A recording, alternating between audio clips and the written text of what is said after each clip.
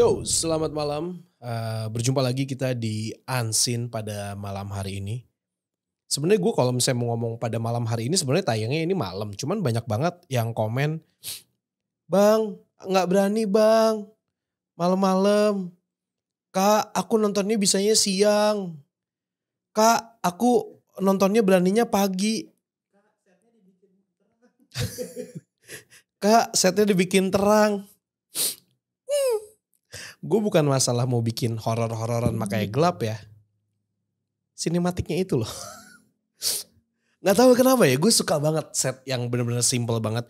Kalau misalnya lu lihat youtuber-youtuber luar tuh yang keren-keren, mereka ngeset lampunya itu memang bener-bener bagus. Oke, untuk di episode kali ini ada sebuah cerita mengenai rumah sakit. Mungkin sebelum masuk ke cerita mungkin gue sebutin dulu ya biografinya yang gue dapat dari merdeka.com. Yaitu RSCM. Atau Rumah Sakit Pusat Nasional Umum Dr. Cipto Mangunkusumo adalah rumah sakit umum milik pemerintah dengan pelayanan terlengkap di Indonesia. Status tersebut diberikan melalui SK Menkes nomor YM.01.10 garis miring, ini I apa 3 ya? 3 kali ya. 3 garis miring 2212 garis miring 2009. Sejarah berdirinya rumah sakit ini dimulai sejak masa pendudukan Belanda di Jakarta, tepatnya pada tanggal 19 November 1919. Wah, ulang tahunnya sama nih kayak kakek gue nih, 1919. Bulan November lagi. Belanda mendirikan Centrale Burguzlis. Susah bray. Kelihatan gak sih dari situ, gue zoom ya. Nih. Nah nih tulisannya nih.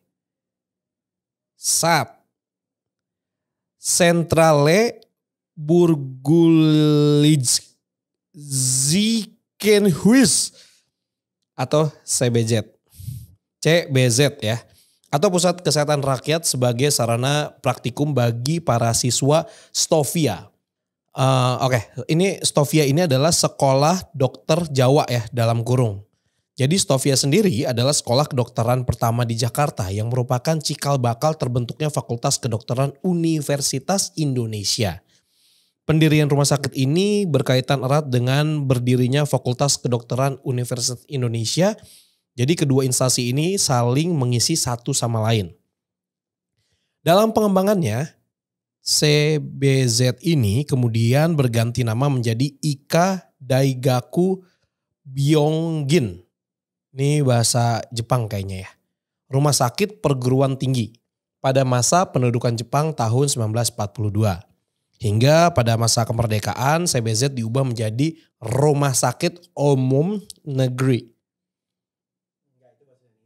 Iya, ini kan sebelum disempurnakan kan ini tulisannya umumnya OEMOEM. OEM gitu kan. Umum. Iya, jangan lama ini.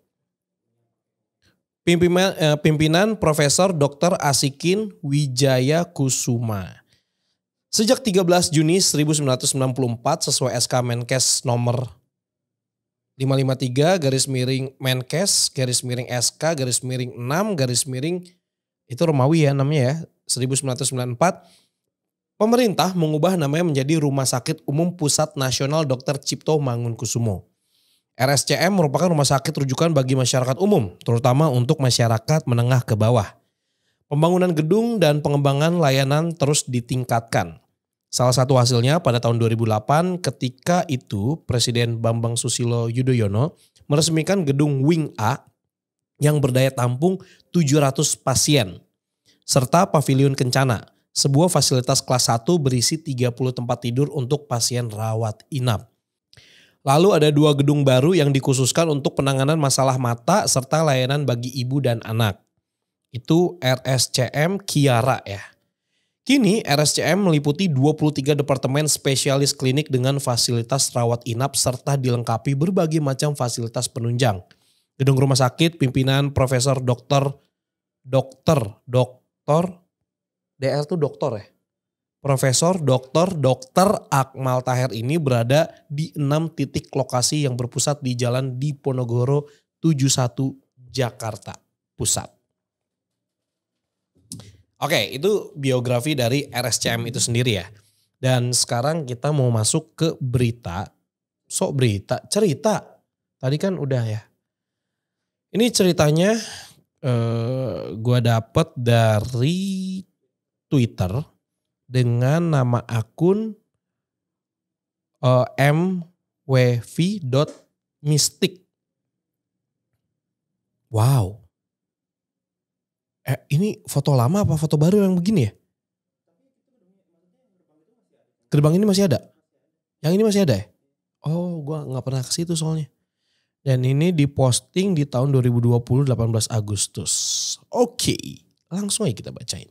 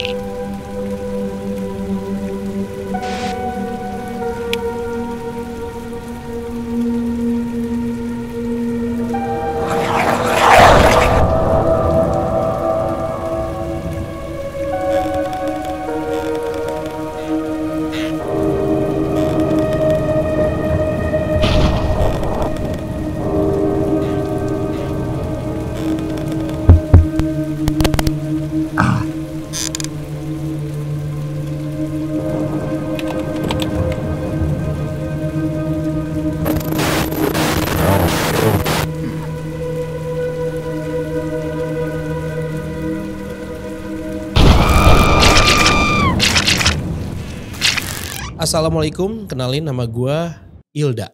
Gue sebenarnya punya banyak banget cerita mistis dari Sabang sampai Merauke. Karena kebetulan gue seorang tour guide dulunya. Tapi untuk cerita pertama ini gue mau share dari RSCM dulu. Begitu dengar nama RSCM mungkin beberapa orang langsung kebayang. Sebuah rumah sakit luas yang jadi rujukan penyakit-penyakit berat. Ya, kesan RSCM memang begitu. Dan bukan hal asing lagi kalau RS ini bagi sebagian orang itu gak enak. Pengalaman gue mungkin hanya satu dari ribuan lainnya. Sebelumnya gue harus bilang ini cerita kisah nyata dan gue alami sendiri. Pemaparan gue ini di sini tidak ada maksud untuk menjelekkan RS ini sama sekali karena gue percaya bahwasannya jin itu ada di mana-mana. Setuju. Tujuan gue cuma share cerita aja dan syukur-syukur kalau ada yang bisa ngambil pelajarannya. Setuju. Jadi ini tidak menjelekkan tempat karena di rumah gue aja ada. Benar gak? Di rumah lu ada, gue tahu. Banyak. Ada kebun soalnya. Ya kan? Ada barong, ya kan? Jadi ini sebenarnya cuma cerita aja ya. Ini bukan gue, tapi Ilda yang cerita ya. Kadang-kadang netizen kalau misalnya gak nonton dari awal tuh suka komen asal-asalan di bawah sini nih. Jadi awal banget gue tahu RSCM itu udah cukup lama waktu lantainya masih ubin. Liftnya banyak yang mati dan lorongnya bau anyir darah. Kapan? Hah? Oke, lanjutin dulu ya. Terus sekian tahun setelah itu ibu gue terkena vonis kanker dan dapat rujukan ke RSCM. Awalnya gue terbayang RSCM yang gue tahu dulu. Dan gue udah takut duluan sebenarnya. Tapi mau gimana lagi? Tapi gue salah. Saat pas nyampe sana, taunya udah keren banget ini tempat. Udah wangi, lantainya keramik, dan yang paling penting ada pencetan pembersih tangan di setiap sudut ruangan. Disinfektan ya. Intinya gue bahagia. Bukan bahagia karena ibu gue sakit ya. Gue bahagia karena RSCM gak sesuram dulu tempatnya ternyata. Sambutan pertama gue dapetin di IGD karena ibu harus masuk IGD dulu dan itu pun gak langsung dapat kamar. Jadi kita mesti nunggu sampai kurang lebih jam 11 malam barulah ibu dapat kamar. Sambutan yang gue dapet adalah ketika gue ke kamar mandi. Pas gue keluar dari ruangan ibu, gue ngeliat ada ibu-ibu dengan kulit pucat dan muka sedih banget. Gak ada firasat apapun dan gak saling tegur-teguran juga. Gue berlalu aja dan jalan terus sampai di tempat persinggahan jenazah. Buat yang belum tahu, di GD itu kalau ada yang meninggal gak langsung dibawa ke kamar jenazah. Melainkan ada ruangan persinggahan dulu untuk jenazah tersebut, baru kemudian ke kamar jenazah. Saat gue lewat sana, kebetulan sedang ada jenazah di sana. Posisi gue bisa lihat jelas jenazah yang ada di sana. Karena keluarganya yang lagi nangis dan buka kain penutup jenazah itu sambil ngelus-ngelus mukanya. Oke, jadi kelihatan tuh gara-gara sambil ya taulah posisi berduka ya. Dan kalian tahu gak sih gimana raut wajah si jenazah itu? Gue masih belum bisa bayangin sih.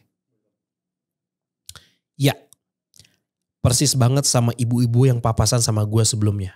Atau bahkan bisa gue bilang yaitu replikasi jenazah itu yang sebelumnya jalan dan ketemu sama gue.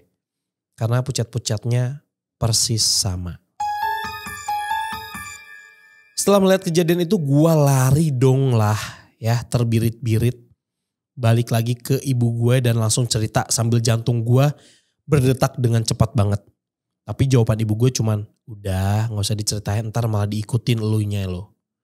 Oke sip, sangat membantu mak. Tapi tetap gue itu manusia tingkat keponya tinggi. Jadi gue nanya sama dokter Triag. Oh itu nama ya. Dokter jaga IGD yang bertugas saat itu perihal penyebab kematian ibu yang tadi gue lihat. Dan katanya penyebabnya karena kekerasan dari anaknya. Ibu itu dirawat dari kemarin dan hari ini rencananya baru dipindahkan ke kamar rawat. Tapi ternyata Allah berkata lain buat ibu itu. Mendengar hal itu gue lantas berdoa semoga beliau diberikan tempat terbaik di sisinya. Akhirnya jam 11-an malam ibu gue dapat kamar dong. Alhamdulillah kelas 1 yang isinya cuma 4 orang. Gak ada curiga sama sekali. Justru gue seneng karena kamarnya lebar banget dan nyaman. Kelar urusan admin kamar, ibu gue bilang, udah sembahyang Isya dak? Oh iya belum bu, astagfirullah. Jawab gue sambil nepok jidat. Sakit. Kekencengan. Anjing. Aduh. Gue telat dia abis ngomong baru ada reaksinya. Jadi kan gue refleks ngikutin reaksinya ya. Nih telat mencetnya. Sekedar informasi, gue seorang mu'alaf. Jadi gue dan ibu gue berbeda agama. Tapi alhamdulillah beliau yang selalu ngingetin gue ibadah. Gak cuman sholat. Lalu izinlah gue mau sholat ke ibu. Dan beliau bilang, ada musola di ujung lorong. Beliau tahu dari bapak-bapak yang nungguin pasien juga yang tadi habis sholat di sana. Tapi yang jadi masalah adalah kamar ibu gue itu 621. Dan musolanya ya di ujung lorong kamar 601. Mantul banget kan? Kebayang gak? Jaraknya 21 kamar. Satu kamar aja gede-gede banget kan? Nah jauhnya kayak gimana? Coba tolong bayangkan. Apalagi buat kalian yang udah pernah ke RSCM. Gue sih belum pernah ya. Jadi gue ngebayangin dari 621 ke 601 lu beda 20 kamar tuh lumayan jauh bray. Sholat di sini aja dah Ida. Gue coba ngeles. Ibu. Lah kan tadi mau kenanya gak kebawa. Lagian kenapa sih kalau sholat di musola takut? Gue manggut. Malu sama badan segede kedobrak gitu. Takut sama setan. Setan juga males deketin lu. Sempit. Ibunya oke juga nih. Bukan nyolot. Oke banget. Santai banget sama anaknya. Karena nyinyiran terakhir itu akhirnya jalan juga gue ke musola walaupun dengan langkah gontai. Udah capek, pegel, ngantuk, lapar, selalu ya. Dan takut. Semuanya jadi satu. Gue parah malam itu. Tiap papasan sama orang di jalan otak gue udah mikirnya. Setan bukan nih? Asli gak nih? Lu setan bukan? sambil istighfar yang banyak. Bagus, balance. Akhirnya sampai juga gue di musola. Kelar wudhu, sholat lah gue di sana. Gue inget pas rakaat pertama itu berasa banget ada beberapa orang masuk dan ikutan sholat di belakang gue. Dalam hati girang karena ada temennya. Tapi pas salam itu musola sepi woy. Gak ada siapapun. Mata gue mendadak belok begitu. Dalam hati gue kaget dong. Lah kok gak ada orang? Masih dalam posisi kaget tiba-tiba wangi kembang tercium di ruangan itu. Asli gak bohong ya Allah. Takutnya sampai dengkul lemes. Kalau gue belum baca posisi kita tahu bahwa ruangan itu tiba-tiba wangi. Mungkin pas lagi salam kok gak ada orang. Sholatnya lebih cepat. Cabut duluan ya kan. Tapi kan tidak datang belakangan. Yang belakangan datang belakangan. Iya belum tentu. Kalau gak tumaninah. Sholatnya cepet gitu. Iya kan? Maksudnya ada orang yang memang tumaninah yang benar-benar bacaannya panjang. Ada yang sholatnya cepet gerakannya. Kan beda-beda tiap orang kan. Kayak gitu. Cuman masalahnya itu tiba-tiba kecium wangi kembang. Gue terus baca surat pendek. Pokoknya gak berhenti mulut ucapin lirih ayat demi ayat. Dan abis beberes mau kena, gue lari ngibrit lagi ke kamar ibu. Terus ceritain lagi apa yang gue alamin. Dan lagi-lagi dengan santai beliau jawab, namanya juga rumah sakit, wajar lah. Kalau baunya wangi berarti itu baik. Itu membuat gue cukup tenang. Malam kian larut dan gue harus tidur. Otomatis gue tidur di lantai dong. Dan itu berarti kelihatan kolong kasur. Rasanya ngeri-ngeri sedap dan gak bisa merem lama karena gue parnoan. Akhirnya gue tidur ngadep tembok. Sampai pagi, sampai tangan gue gak berasa karena saking dinginnya. Kalau siang, pas gue kerja, yang jaga nyokap gue itu sepupu gue. Kalau siang mah aman lah ya, rame dan terang juga. Kata siapa? Kata siapa? Hah? Gak ada yang tahu kan? Gak ada yang tahu. Emang kita waktunya sama dimensi itu sama? Kita malam emang mereka juga malam? Waktu Indonesia bagian setan emang? Enggak kan? Gue juga belum tahu sih kalau masalah itu ya. Lanjut. Gue selalu sampai rumah sakit jam 8 malam untuk gantian jaga ibu karena lokasi kantor gue lumayan jauh. Kebetulan hari itu gue sampai rumah sakit agak maleman dari biasanya karena harus lembur. Jadi sampai sana jam 10-an. Sebenarnya gue bisa turun ojek di pintu belakang rumah sakit. Tapi hari itu kayaknya emang hari apes gue. Gue diturunin di depan pintu sama tukang ojeknya. Ya terpaksa mau gak mau gue liat depan. Di RSCM ada 2 patung Pak Cipto Mangunkusumo.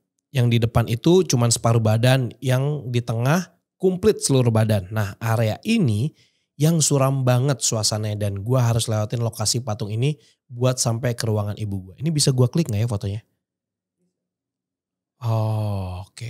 Ini fotonya ya. Gagah loh ini. Kalau dari foto sih kelihatannya art ya. Cuman kan pengalaman dia ya. Oke kita lanjut. Pas gue sampai di taman yang ada patungnya ini, di situ ada lorong panjang menuju ke gedung. Mama gue dirawat. Pas lewat pertama, tiba-tiba ada suara yang gue denger itu, tapi gue cuekin. Sampai akhirnya ada yang nangis kenceng banget yang kedengerannya di lorong itu. Gak perlu gue nangisin kan? Gue gak tahu suara nangisnya gimana. Ada gak sih suara nangis di sini? Gak ada, ini suara burung. Gak ada, oke. Parno? Pasti. Tapi otak gue terus berusaha menjauhkan segala kemungkinan yang berasal dari mereka. Gue masih positive thinking. Oh mungkin ada keluarga yang meninggal kata gue dalam hati. Tapi gak lama positive thinking gue itu dipatahin. Skatka apaan ya? Oh seketika kali ya. Oh, tapi gak lama positive thinking gue itu dipatahin seketika pas tiba-tiba aja ada suara tangisan itu digantiin sama suara ketawa cekikikan yang kenceng banget dan nyaring banget. Tapi seakan-akan sumbernya jauh. Kemana positive thinking gue tadi? Udah lenyap dan sekarang gue lari ngibrit. Gak usah lah ya. Sakit tenggorokan gue. Ada minum lagi. Skip. Akhirnya ibu keluar rumah sakit. Tapi gak lama di rumah, sekitar 10 harian ibu harus balik lagi dirawat. Dan lagi-lagi ada gangguan. Mulai dari dilemparin pasir pas sholat. Atau ditanyain jalan sama anak kecil tengah malam. Anak kecil mana coba keliaran tengah malam di rumah sakit, ya kan? Di keadaan ini gue mulai terbiasa sama hal begituan. Jadi gue cuman banyak istighfar dan baca surat pendek. Tapi udah gak merinding dan takut lebay kayak pertama kali. Pas masuk ke IGD gue tanya sama Pak Adang, petugas kebersihan di situ soal anak kecil itu. Dan jawaban beliau cuman, biasa mbak, biasanya berdua sama ibunya. Mujur, gue gak ditampakin emaknya. Masih bersyukur loh dia. Bagus. Ini dia yang harus kita contoh. Ibu gue akhirnya dapat kamar, tapi pasien yang nempati kamar itu masih besok pagi keluarnya. Jadi gue tidur di Selasa rumah sakit sama ibu gue untuk malam ini. Biasanya ada banyak keluarga pasien nunggu di Selasa, tapi malam itu sepi. Karena kata suster udah gak boleh nunggu di Selasa lagi. Pas baru gue mau mulai tidur, tiba-tiba suara HP gue bunyi nyaring bener. Sampai ibu gue bilang, HP lu bunyi itu angkat. Gue awalnya gak ngeh karena gue pikir itu bukan suara HP gue. Karena tadi udah gue silent. Dan pas gue lihat bener HP gue gak di silent. Tapi gak ada telepon dan gak ada apapun yang bikin dia bunyi. Gak lama dari itu, tiba-tiba ada bunyi ranjang rumah sakit yang didorong di ujung lorong. Dan pas gue nengok, gak ada apa-apa. Apa yang gue lakukan? Ya, tidur ngadep tembok lagi. Ini kayak paling oke ya. Tips ya. Tips paling oke. Tidur ngadep tembok. Terus tiba-tiba kerasa di belakang ada yang meluk. Iya. Malam berikutnya ibu gue udah dapat kamar. Tapi kali ini dapat bed di ujung ruangan dekat pintu masuk. Pas gue lagi rebahan abis isya, gue habisin waktu dengan buka IG sambil ngobrol sama ibu gue soal berita-berita yang gue baca. Tapi tiba-tiba gak tahu kenapa IG gue berubah jadi mode ambil gambar dan kamera selfie-nya kebuka sendiri. Dan pas gue mau tutup, hang. Gak bisan tuh apa sih? Gak bisan ini apa ya? Otomatis gue lihat kolong tempat tidur yang ada di belakang gue. Dan saat itu gue notice di pojok deket tembok ada orang senyum menyeringai. Gue tutup mata, baca surat pendek karena asli badan gue kaku. Cuman kelopak mata aja yang bisa bergerak sampai akhirnya ibu gue negor gue. Ida, woi anak setan, kenapa lo? Enggak, ini bukan gue yang ngomong ya, ini ibunya ini sumpah. Nih, sumpah bukan gue yang ngomong, nggak gue edit nih. Loncat ke tempat tidur emak gue. Terus gue cerita. Bener kan lu anak setan? Buktinya lu ngeliat setan mulu. Aduh, sangat tidak membantu emang ibu gue kadang. Tapi ini lucu sih. Anak setan lu. Yang ngeliat setan mulu. Enggak. Itu bercandaan ibunya ya. Maksudnya biar nge-distract. Biar gak stres. Enggak. Karena kalau lu gak biasa ngeliat yang begituan, itu pasti lu bakal stres. Gimana, bijak gak gue? Padahal gue unseen. Gak bisa lihat. Tapi pertemanan gue dengan mereka di RSCM gak cuma sampai di situ. Setelah sekian lama ibu gue dirawat dan bolak-balik rumah sakit termasuk kemo dan juga radiasi ternyata tidak membuahkan banyak hasil. Setelah kemo terakhir ibu gue drop. Beliau yang tadinya bisa ke kamar mandi sendiri, ini udah gak bisa lagi. Sekujur badannya lemes katanya. Tapi kondisi masih sadar dan masih bisa ngomong dan juga makan. Cuman lemes aja. Nah, cerita dimulai dari sini.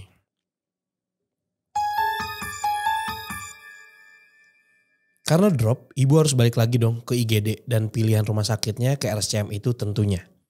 Gue udah kuat pasrah ngadepin apapun di depan gue nanti.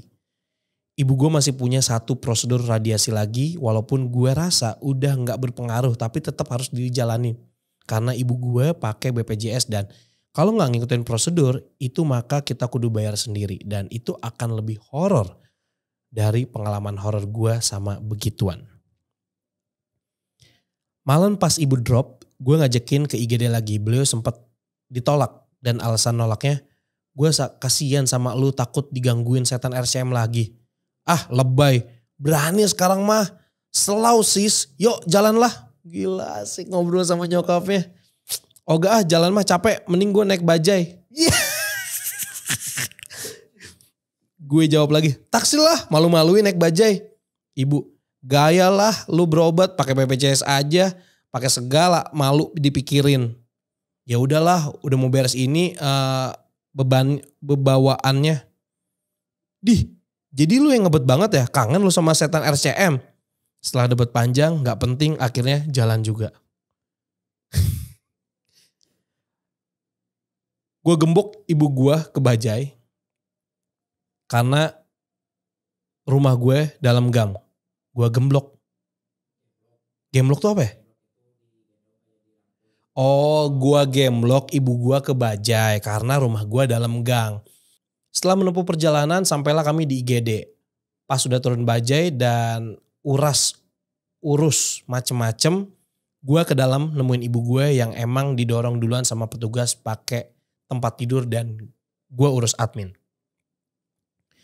Pas ibu masuk gue langsung bilang, astaga dada, lu lihat gak barusan? Gue, Parno. Udah deh, jangan takut-takutin. Kagak, serius gue barusan ada yang lewat dak. Apaan bu? Apa yang lewat? Baru juga nyampe nih. Itu tadi yang lewat dokter ganteng banget mukanya kayak Glenn Elinsky. Gue pengen bacain nih. Emosi, Inyong. Nah, ini orang mana ya Inyong? Inyong mau bukan Cilacap ya? Jawa Tegal, Inyong. Sampai akhirnya emosi ini bikin gue lapar. Yain aja ya, gue nyari makanan di dekat RCM. Gue lupa. Gue nawarin ibu dan akhirnya kita beli nasgor. Pas pulang beli nasgor, gue jalan duduk sambil pakai earphone biar gak kedenger apa-apa. Sama main HP aja biar gak lihat apa-apa. Taktiknya sih gitu, tapi hasilnya gue nyasar dong sampai ke depan lorong yang ada patung utuhnya Pak Cipto. Gue bisa jalan ke sana karena ingetin ibu gue di gedung A, bukan di IGD. Pas sampai lorong baru inget, terus istighfar. Kepikiran, ngapa gue di sini ya? Gue langsung putar balik badan.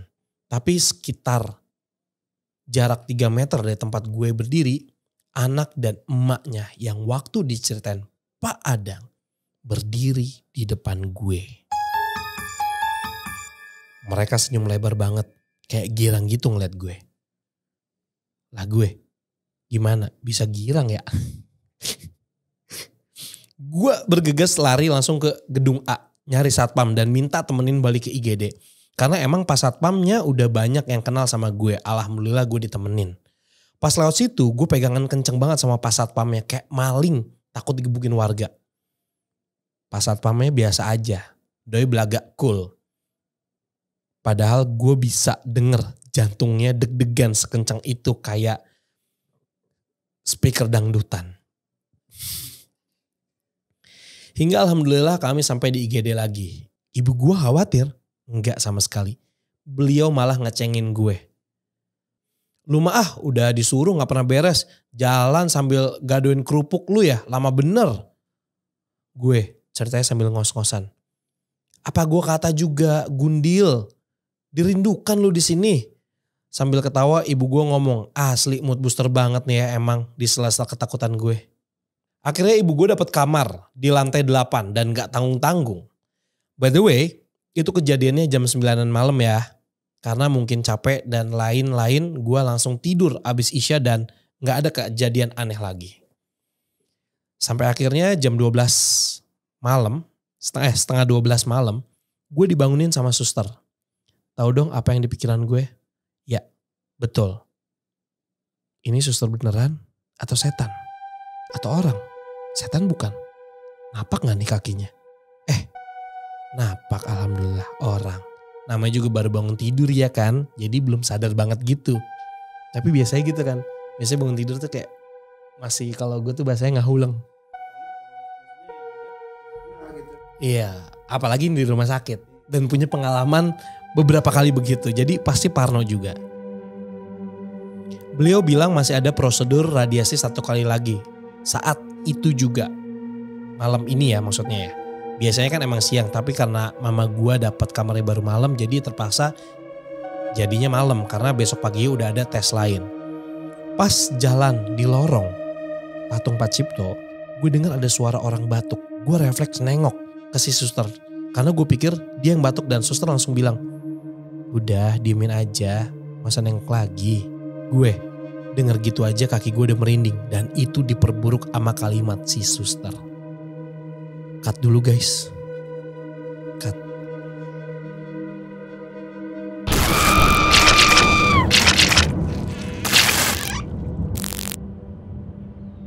Di keadaan ini gue udah mulai terbiasa.